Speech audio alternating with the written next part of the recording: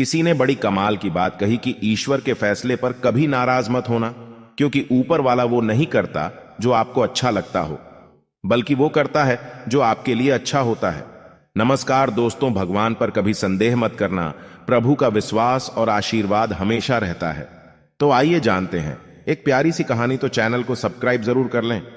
तो आइए जानते हैं। एक महान लेखक अपने लेखन कक्ष में बैठा हुआ कुछ लिख रहा था।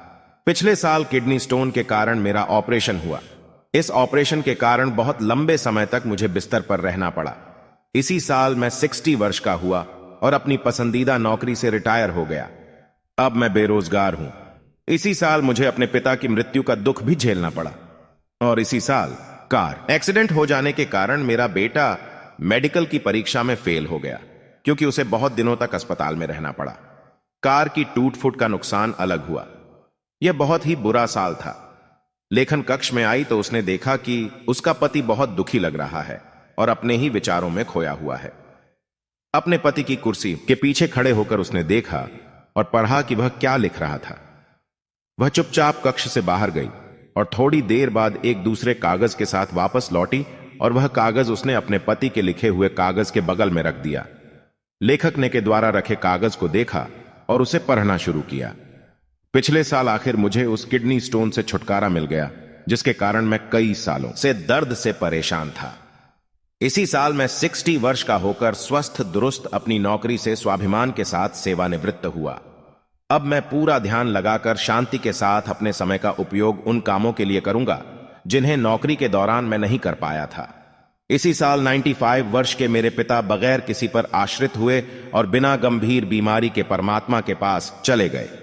इसी साल भगवान ने एक्सीडेंट में मेरे बेटे की रक्षा की। कार टूट फूट गई, लेकिन मेरे बच्चे की जिंदगी बच गई। उसे नई जिंदगी तो मिली ही और हाथ पांव भी सही सलामत हैं। मानव जीवन में प्रत्येक मनुष्य के समक्ष अनेकों परिस्थितियां आती हैं।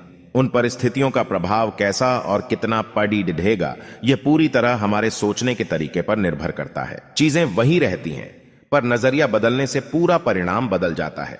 जीवन में सकारात्मक विचार उस इंसान के पास आता है जो ईश्वर की योजना पर विश्वास करता है, और यही तो है आध्यात्मिकता। यह आध्यात्मिकता उसे बताती है कि जीवन मरण ईश्वर के हाथों में है और ईश्वर जो करता है अच्छा ही करता है। अतः ईश्वर पर अटल विश्वास रखने की जरूरत है। किसी ने सही कहा है, जो व्यक्ति हर पल दुख का रोना रोता है, उसे द्वार पर खड़ी ढा सुख बाहर से ही लौट जाता है।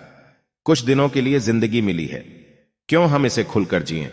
दुखों के बावजूद चेहरे पर मुस्कान लाएं, बच्चों के साथ मस्ती करें, किसी चुटकुले पर जोर से ठाका लगाकर हंसे, गिले शिकवे भुला दें, रोज दिन प्रभु को सुख दुख दोनों के लिए धन्यवाद दें। वक्त सभी को मिलता है जिंदगी बदलने के लिए, पर दोबारा जिंदगी नहीं मिलती है वक्त बदलने के लिए। बस एक बार केवल तो मिली है ये जिंदगी, फिर क्यों हम इसे खुलकर जिएं? क्योंकि जिंदगी एक सफर है सुहाना, यहां कल क्या हो किसने जाना। एक खुशहाल जीवन के लिए इससे बेहतर आध्यात्मिकता क्या हो सकती है? तो दोस्तों, छोटे भाई को सपोर्ट जरूर करें। जय हिंद।